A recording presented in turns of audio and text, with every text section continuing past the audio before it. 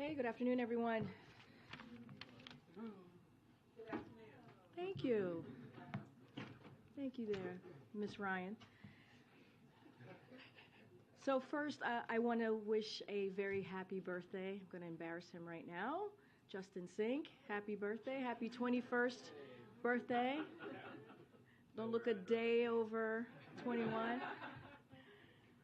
So happy birthday, my friend. And I also want to congratulate Scott. Scott, this is your last day, right, in the briefing room. It's been a pleasure having you here. I know your new role, and congratulations on your new role as the weekend host of All Things Considered and Consider This. Very exciting. We'll be listening, I'll be looking out for your voice. But today, as I said, is your last day in the briefing room. We will miss you and around here, and we wish you the best in your next chapter. So good. Congratulations, my friend. All right, so just a couple of things before we move forward with the briefing. Today we launched invest.gov, which shows how President Biden's Investing in America agenda is bringing jobs and investments to every state. Invest.gov features an interactive map that shows the $470 billion and counting in private sector investments in manufacturing and clean energy mobilized by the president's agenda. It also shows the 32,000 infrastructure projects announced or underway thanks to the president's bipartisan infrastructure law. The president's Investing in America agenda is bringing manufacturing back to America, strengthening America's energy security and supply chains, repairing roads and bridges, delivering clean water, deploying high-speed internet, and so much more.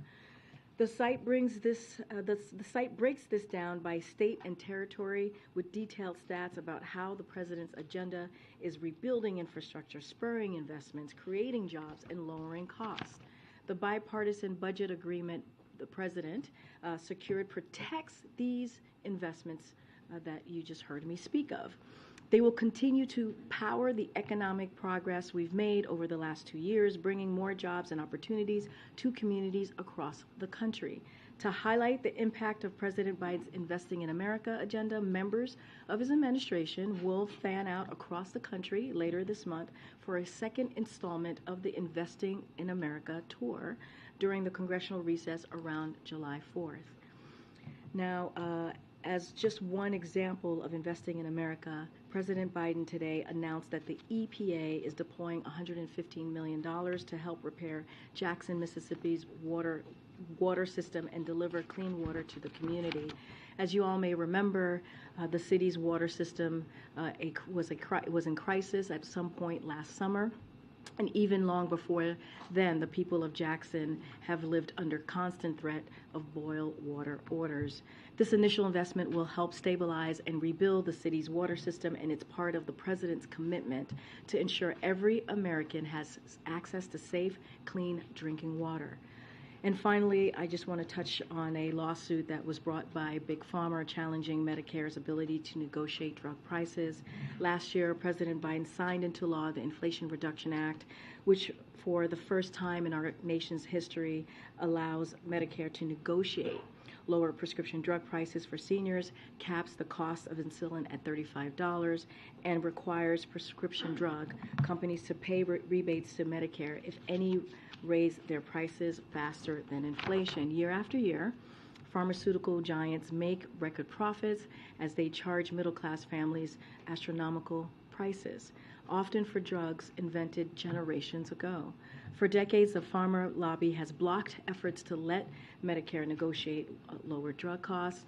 The Biden administration finally got it done. President Biden took on Big Pharma in legislative process, and he won.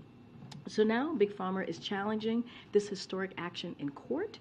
The Biden-Harris administration is going to fight attempts to go back to the way things were before. And so we are confident we will succeed. There is nothing in the Constitution that prevents Medicare from negotiating lower drug prices. Anytime profits of the pharmaceutical industry are challenged, they make claims about it hindering their ability to innovate. Not only are these arguments untrue, but the American people do not buy them. So President Biden is going to remain focused on lowering America's health care costs, ensuring the benefits of the law reach the American people. With that, I have my colleague Admiral Kirby is here joining us again today to talk about the news out of Ukraine that you all have been reporting on with the dam explosion, and so to answer some of your questions at the top. So we'll have us join. As you know, we don't have a lot of time because the President's going to be holding his cabinet meeting, so I'm sure Kirby will be as brief as he can and take as many questions as he can. Thanks, Kirby. Yes, ma'am. Hey, everybody. Look, I know there's been a lot of interest in the destruction of the Nova Kakhovka Dam in Ukraine, and I wanted to just take a minute to address it. As you might expect, we've been closely monitoring the impacts of that destruction, which has triggered massive flooding in Ukraine and resulted in the evacuation of, at the very least, thousands of Ukrainians. We know there are casualties, including likely many deaths, though these are early reports and we cannot quantify them right now. We've seen the reports that Russia was responsible for the explosion at the dam, which I would remind, Russian forces took over illegally last year and have been occupying since then. We're doing the best we can to assess those reports, and we are working with the Ukrainians to gather more information, but we cannot say conclusively what happened at this point. We will certainly share more information when we can. What is clear, and what we absolutely can say, is that the damage to the Ukrainian people and to the region will be significant. This dam, which was built in 1956 as part of the Kakhovka hydroelectric power plant, sits astride Ukraine's Dnipro River. It's about 30 yards high and about 100 yards or so wide, and the reservoir it protects holds about as much water as the Great Salt Lake in Utah. So that's a lot of water. Now, that water helps supply southern Ukraine, including the Crimean Peninsula, as well as the Zaporizhzhia nuclear power plant. And I would add, we were relieved to see the statement today by the director of the IAEA asserting that there was no immediate risk to the safety of that plant. And as I mentioned, the dam also helps power the Kakhovka hydroelectric power plant. So, in addition to loss of life and livelihoods, its destruction could very well have a devastating impact on Ukraine's energy security, and it will certainly have an impact on Ukraine's canal system. So we're in touch, as I said, with Ukrainian authorities on how we can provide assistance to the many Ukrainians who have been displaced and forced to flee their homes for safety. We'll continue to work with humanitarian partners on the ground to supply aid. Russia's unprovoked war in Ukraine has had a devastating impact on the Ukrainian people and brought terrible suffering to them. We will continue to support Ukraine in any way we can, including through military, humanitarian, and economic support. As I said earlier, we'll monitor this as best we can. We'll stay in touch with our Ukrainian counterparts, and as we have more information, we'll certainly provide it to you. What impact do you think the dam's destruction could have on counteroffensive operations? I think it's too soon to know, to be honest with you. Again, I won't speak to Ukrainian military operations in any way whatsoever, but right now the immediate focus is rightly on all the Ukrainians whose lives and towns and villages are affected by this flooding and making sure that they have the aid and assistance that they need. But right now, too soon to assess what kind of impact it's going to have on the battlefield. And one more in the Discord leaks. There's a report in the Washington Post that the U.S. had reports that Ukrainians were planning an attack on the Nord Stream pipeline. Do you have any comment on the intelligence report of that?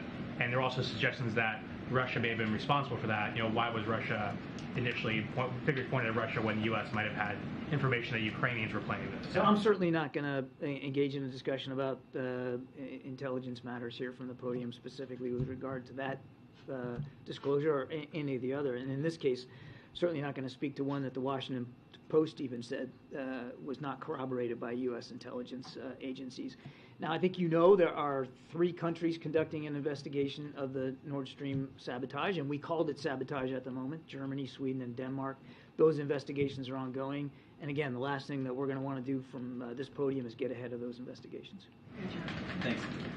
John, you just said that you can't say conclusively what happened at this point with regards to the dam. You also did note, though, that the Russian forces have been occupying this dam since last year. So is your assessment at this point that it is more likely than not that Russian forces are responsible for this rather than Ukrainian forces? We haven't made that determination. And have you determined whether this was an intentional act? Again, we're still trying to gather information and talking to the Ukrainians about that. And then thirdly, President Zelensky said that he believes it's impossible to blow up this dam from the outside by shelling, for example. Is that also the U.S.'s assessment that this would have to be done from within? Haven't come to a final conclusion. Thank you. Thanks, Karine. Hi, John. A couple of questions on Iran. Iran launched today a hypersonic ballistic missile that can reach 1,400 kilometers.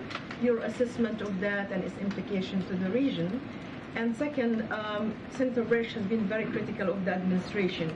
I'm sorry, who has been? Senator Risch. He just actually tweeted, and he said basically that the administration doesn't have a clear policy towards Iran. And just let me just briefly just tell you what he said.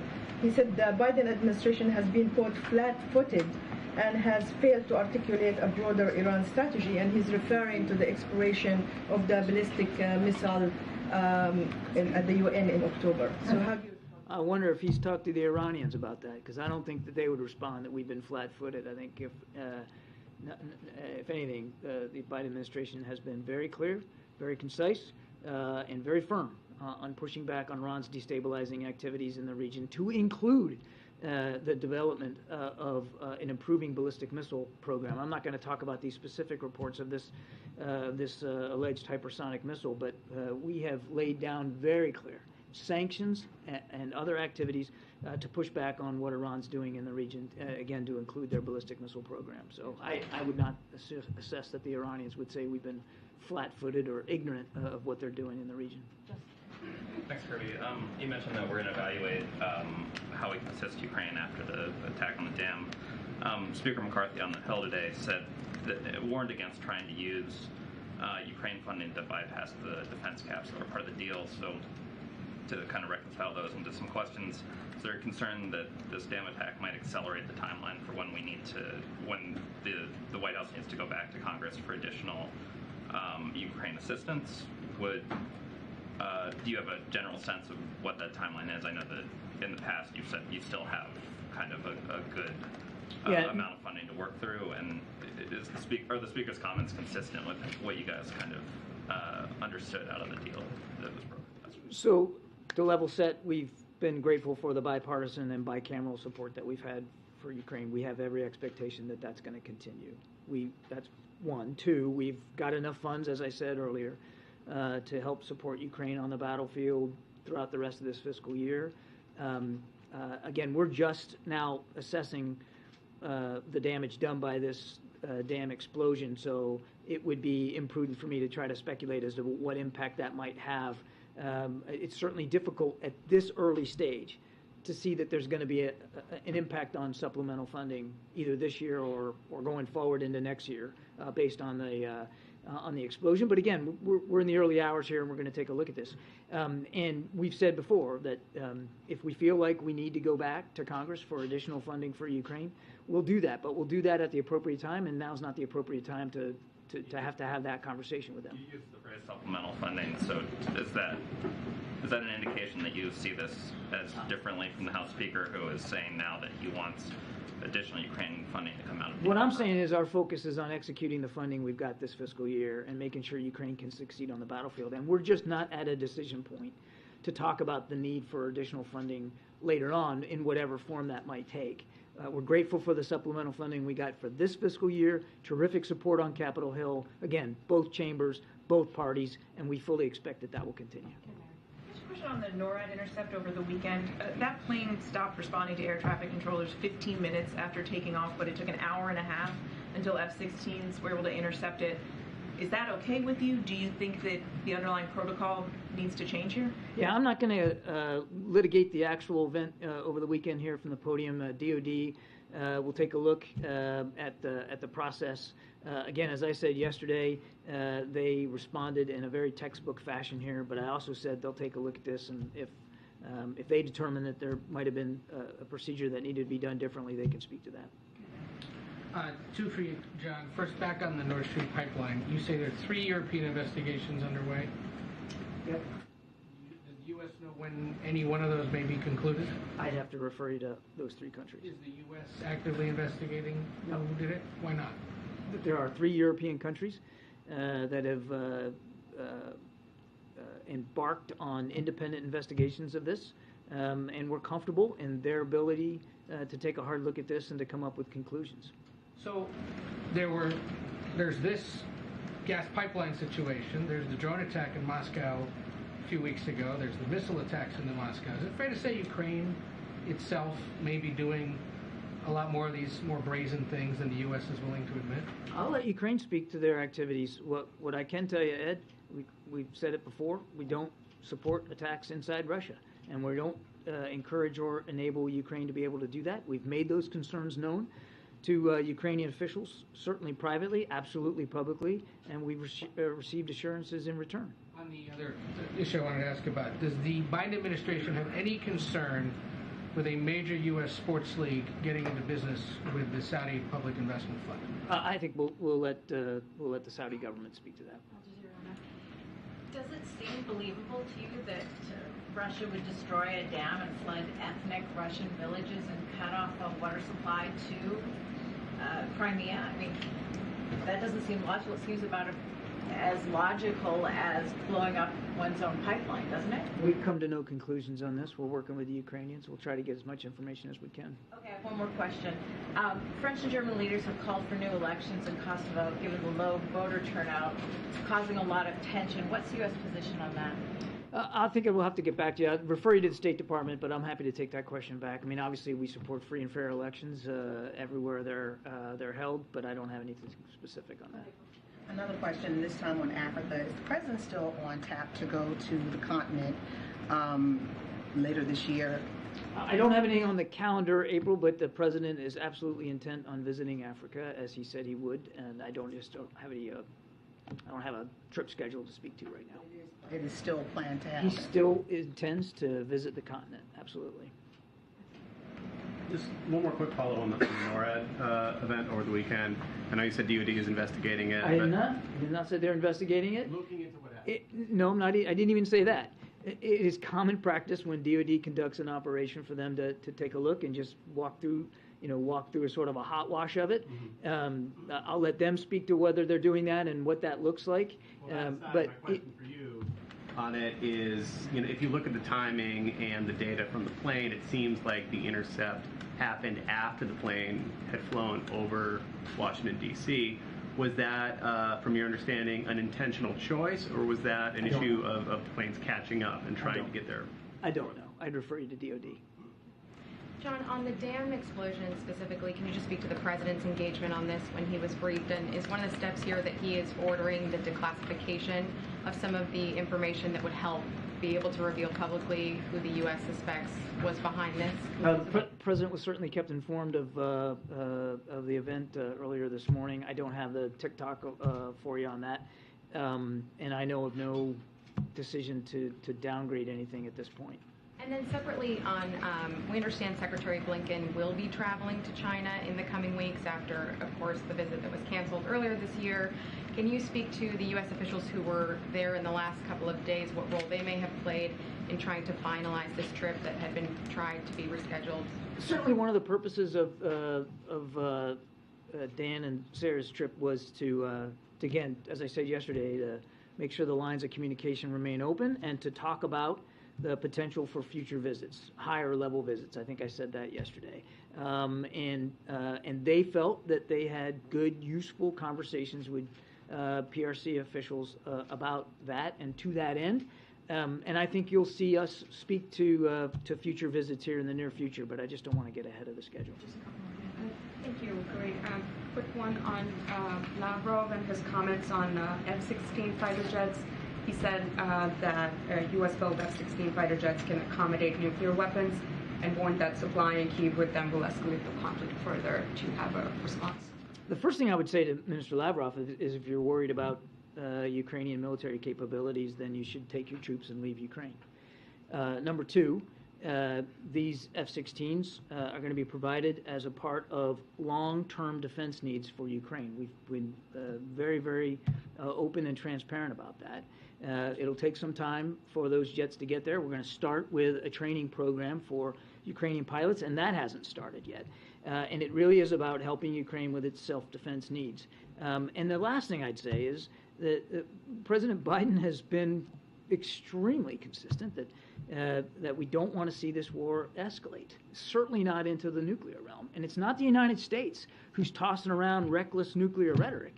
It's people like Foreign Minister Lavrov and President Putin and Putin's press secretary Peskov. They're the ones that are out there bannering around about nuclear capabilities, not the United States. Nobody wants to see this escalate beyond the violence that's already visited upon the Ukrainian people. There's no reason for that. I mean, are you saying that F-16s cannot accommodate nuclear weapons? I'm not going to talk about the nuclear capabilities of any platform in the American arsenal. The purpose of providing advanced fighter aircraft is to help Ukraine defend itself, defend its airspace and its territorial integrity, period. And there's no interest by the United States in escalating this conflict, certainly not into the nuclear realm. Thank you so much. On the dam in Ukraine, I understand it's too early, you say, to assess who's responsible for it. But can you already say that ultimately this will qualify as a war crime? I don't have a determination on that to speak to today. I would just say, again, we're still trying to assess what happened here, but the Russians had illegally taken over that dam and the reservoir many months ago, and they were occupying it when this explosion happened. And it's very clear that the deliberate destruction of civilian infrastructure is not allowed by the laws of war, and in the additional protocol to the Geneva Convention that the Russians have themselves signed, the destruction of civilian infrastructure, such as dams, and dams are clearly articulated in there, are violations of that code. But again, we haven't made a decision. We're still talking to the Ukrainians about this. Yeah, thank you. Excuse me. Did your previous response to Ed's question on the Gulf leagues mean that the White House has no position on today's announced merger between? I don't have anything to say about that today. I have no comment on that today. I was going to ask that. Great. So, but also, save me the breath. Moments ago, you reiterated the administration position that you do not support attacks inside of Russia. I'm wondering if the administration has communicated that there would be any potential consequences to Ukraine if attacks like that do continue. For instance, have you made military aid conditional on preventing some of those attacks, or is Russia on the hook here because this is an illegal invasion?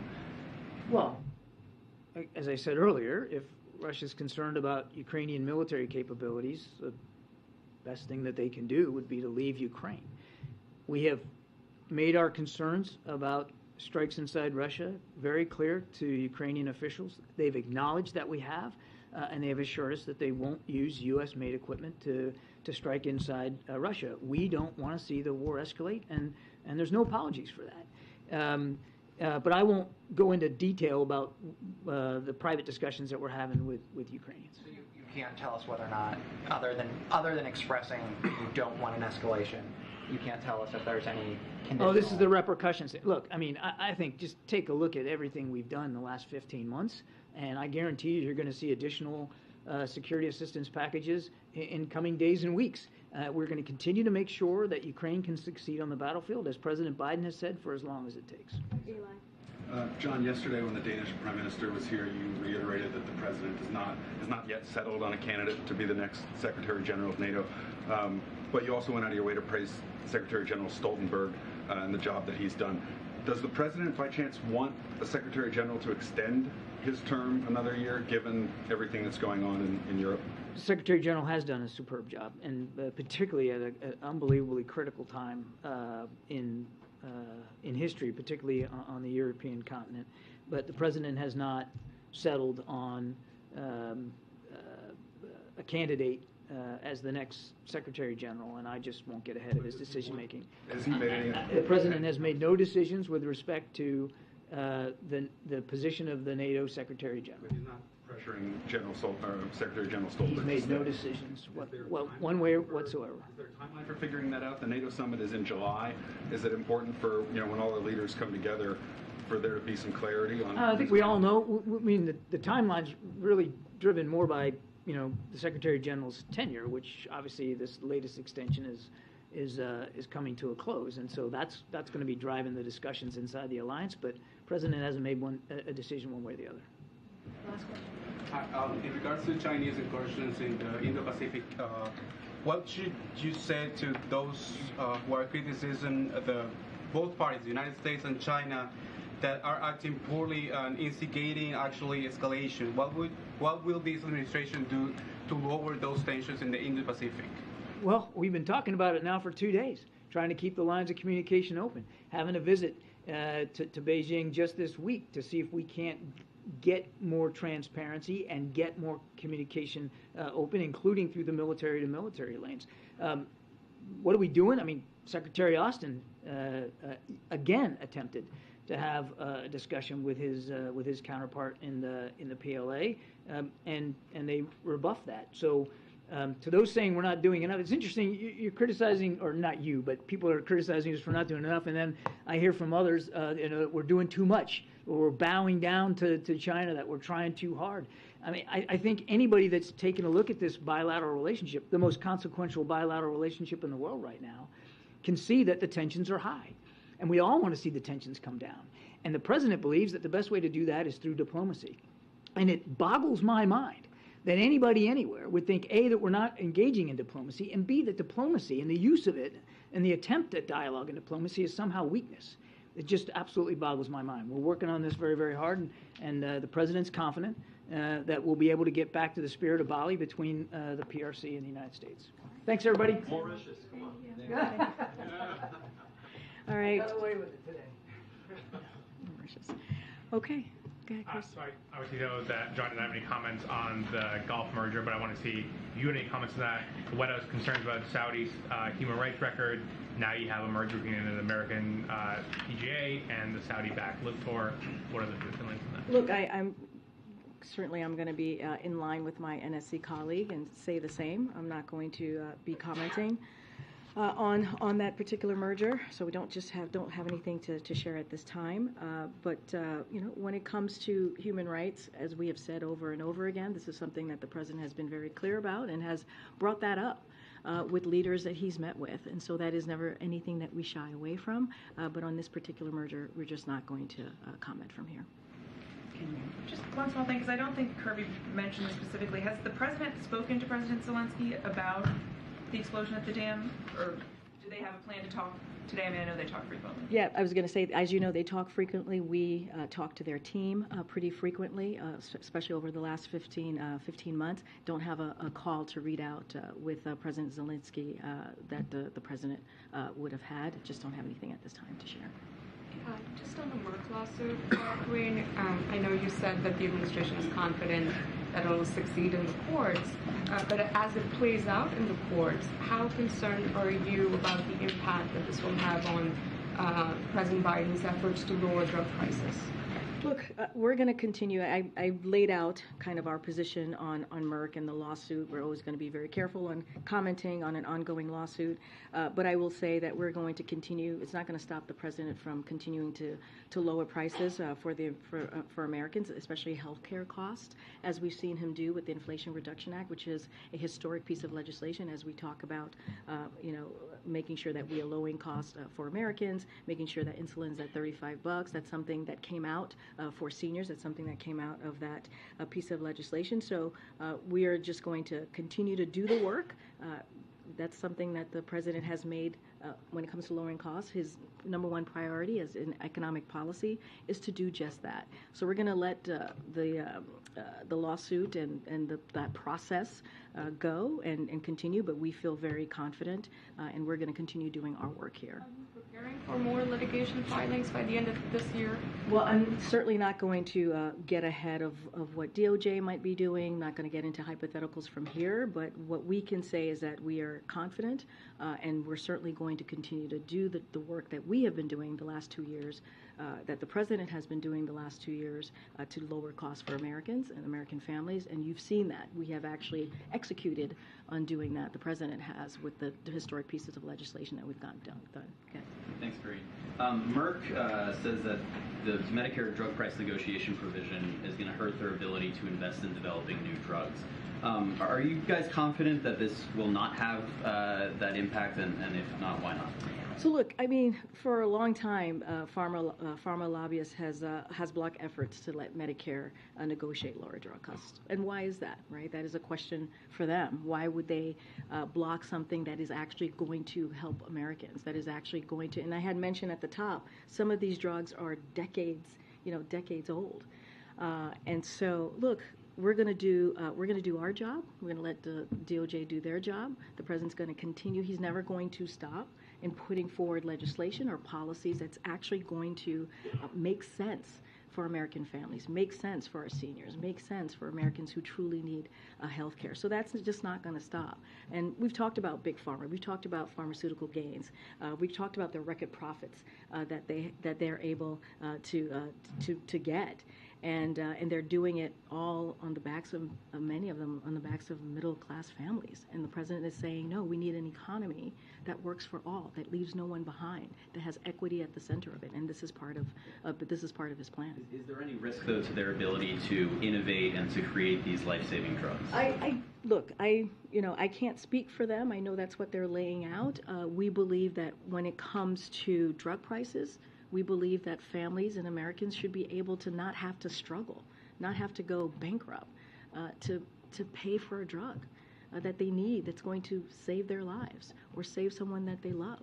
And so that's the focus that this president's going to have. What can we do to make, we talk about giving families a little bit of breathing room, and that's what the president's going to focus on. All right, good. Are you concerned that other drug companies might now follow Merck's lead and file suit? So look, I can't speak for other drug companies. I'm not going to speak for them here. What I can speak to is what the president's going to continue to do. And that is make sure that we deliver for American families, make sure that we lower cost. That has been something that we have said, the president has said for some time when it comes to his economic policy. The number one component of that is how do we continue to lower costs for Americans. I want to ask about UFOs, but I have to ask about the border first. On the 11th Circuit ruling yesterday blocking quick releases of migrants, does the administration plan to appeal to the Supreme Court? It's ongoing litigation, so certainly I'm not going to comment on that at this time. The New York City mayor floated plans to have migrants be housed with residents. Is that something the administration would support? And if that ends up becoming necessary, would that be a poor reflection on the administration's ability to manage this? So I haven't seen those reports. I kind of saw some chyrons on the cable news network, I think yours, coming out to the podium. What I can say is that we have been in touch with the interior cities, right? The cities like New York City, like Chicago and others who are dealing with this issue. And we've had conversations with them. We are in touch with them. As you know, there is more than $200 million in funding that has gone to these interior cities. A majority of that has gone to New York City, but just not going to speak to the mayor's policies. I just don't know enough about it to speak to it at this time. And the retirements upcoming, the border chief and the ICE chief, is that going to impact the administration's ability to manage the border in the near term? So look, from what I understand, their retirements has been planned for some time now. And so just going to leave that piece to them, and certainly they can speak to their retirement. What I can speak to is what we have seen these past couple of weeks since Title 42 has been lifted. We've seen legal migration go down significantly, and that's because of the plan that this president has put forward. You think about diplomacy, you think about deterrence, you think about making sure that we're expanding legal pathways. That's what the president and his administration has been able to do, and that's why we have seen such a decline at the border. And I think that speaks to the president's leadership and what he's been able to do with his team, and I think that's incredibly important. Go ahead, Steve.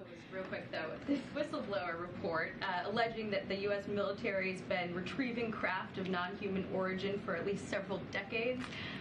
Are we alone? And if we were not, would you even tell us? I would refer that question to the Department of Defense and let them answer that question for you. Go ahead. Back on the Merck lawsuit, just to go down it just a little bit. You said at the top that there's nothing in the Constitution that prevents Medicare from negotiating. The lawyers for Merck are arguing that it violates the Fifth Amendment, the Takings Clause. The First Amendment is too coercive. Do you have a specific response to those? I don't have a response to that. I can just say clearly there's a lawsuit. Clearly it's being litigated. I will leave it to the Department of Justice to deal with. I've been very clear that it is in the Constitution to do what it is that we're moving forward with. This is a piece of legislation clearly that was passed. The President signed into law, and it's going to help American families. It's going to help Americans that really, truly need it. We should not be in a situation in 2023 where you have American families who are sitting around the kitchen table every month trying to figure out how are they going to pay for these bills, and what is it that they're going to cut so that they can't get a drug that is life-saving. And that is something that the President is aware of. You hear him talk about, he's talked about how he grew up and how those conversations are incredibly difficult. And so this is what the President's been talking about, right? Making sure, again, we don't leave anybody behind. We have equity at everything that we do, and that we have an economy that grows from the middle up and the bottom up, middle out, and that's the President's plan. He's going to stick to it. Get April. On Mississippi, Jackson, Mississippi, and this $115 million towards repairing their water infrastructure. Mississippi isn't alone. Flint, Michigan still has infrastructure problems. What's happening not just with Mississippi but also with Flint as you're in these efforts to repair? No, it's a good question, and certainly EPA is going to be running this process, so I would refer you to specific programs on this particular $115 million that we announced today. So this is an initial investment, let me just say that first, that the President fought for, and that was secured, and that's over $600 million from Congress for the city's water system, as we talk about specifically on Jackson, and in the fiscal year 2023 government funding bill, that's where that's coming from. And so it is on top of tens of millions of dollars we've already deployed as it relates to the city. And let's not forget, this is through the President's bipartisan infrastructure law, and also the American Rescue Plan. So because of these two pieces of historic legislation, one was bipartisan, one was the American Rescue Plan was just by Democrats who pushed that along, and the President's first major piece of legislation, they're going to help cities like Flint. It's going to help, as I just mentioned, Jackson. And so this is really important, right? As we talk about how we're moving forward as a country, our economic system, how we're going to make sure that we take care of areas like this that have been left behind, that has not have had any really much investment to deal with the water situation that they're having to deal with. This is why it's so important that we have the infrastructure law. It's why we're so important that we're able to get the American Rescue Plan. As it relates to Flint, I would refer you to the EPA. Well, they have more information on how these two pieces of historic legislation are going to be deployed and helped in Flint. So on the broader piece, though, beyond Flint, beyond Mississippi, this is a nation that has a lot of antiquated systems underneath. So you're saying that this will be more broad? Oh, absolutely. Yeah. I think that's why, again, that's why the bipartisan infrastructure law is so critical, because it is meant to more broadly deal with communities just like this and other communities as well, as they deal with, as they deal with the water system, as they deal with, broken roads, as they deal with trying to fix, their bridges, all of the things that is so important. Let's not forget, this is a president who has said, when it comes to his infrastructure bill that is now law, clearly it's about the decade, right? Infrastructure for a decade. It is incredibly important, and it's going to change lives for Americans across the country. Understanding that you're not going to get into the position on this Gulf merger, do you know if this merger would be subject to federal regulatory oversight from like the FTC or DOJ? So I'm just not going to get into it from here. I'm just not. Yes. Go ahead. Go ahead. Thank you, Karine. I want to ask about the president's tumble that he took on the stage in Colorado the other day. It's absolutely true that any one of us could trip over an object that just happens to be in our path. Nonetheless, we've all observed the difficulty this president has in certain settings. Steps are one of them. Of course, there was no sandbag in his path on the steps up Air Force One on any of those occasions. And I was struck particularly by the incident on May 19 in Hiroshima, where the president descended down a set of stone steps toward a shrine, at the bottom of which steps he was greeted by the Japanese Prime Minister. And if you look at that footage, the president slipped and caught himself on those steps. And as he greeted the Prime Minister, you could even see on the President's face pursed lips as if to say this was a close one. And I know I watched that scene with my heart in my hands because this was a set of stone steps, and even though there were handrails on either side, he was directed by his advance team, presumably, to descend at the middle of those steps, unaided by the handrails, the Japanese Prime Minister, an aide, or anything else. And that could have been really catastrophic. And so my question to you is whether this whole series of incidents has led the White House Chief of Staff to direct some kind of review of the advance procedures that are employed on behalf of this, the nation's oldest president. So let me say you've paid a lot of attention to that particular situation. I actually did not see that. I was with him in Hiroshima, so this is something that I was not aware of, so I can't speak to that particular moment. You know, here's what I will say. This is a president, you know, that has had an incredibly impressive first 2 years. When you think about what he's been able to get done, when you think about the record historic pieces of legislation that are now into law, I just went into it with the different pieces of legislation that's actually going to make a difference and change Americans' lives, Americans who truly need it. And that's, I think, is what the American people are looking for. They're looking for someone that can actually deliver like the president has done.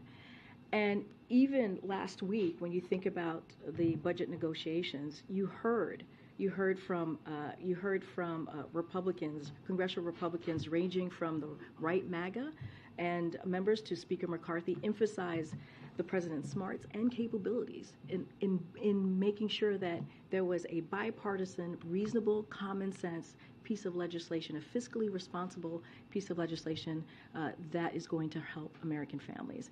And so you see him again and again and again over the past few years deliver, whether it's 2020, where people underestimated him and he got that done, whether it's 2022, again, when people underestimated, got that done, whether it's this budget agreement, he got that done. And I think that is the most important thing that the Americans are going to care about and that Americans are going to look to. And so I will leave that there. Americans are looking at. I'm asking. Well, isn't that what it's important? As a reporter, don't you think it's important what Americans care about? But my question was. I'm just saying that is something that Americans want. Isn't that not true? That they have a leader that's going to deliver for them? Your proposition may or may not be true, but it's not responsive to my question. I think it's very true. You're asking. No, I know what your question is. You're asking me if we're going to change anything from here. If the Chief of Staff has asked for to change anything from here, and here's the thing. We are not. Things happen. Other presidents have had similar situations, as you know, and I'm sure you reported on the last president who's had a similar situation. And so, look, things happen. This is a president that delivers and will continue to deliver for the American people, and that's what he cares about. I'll see you guys tomorrow. Thank you. You have to stop the discrimination against me. You have to stop the discrimination.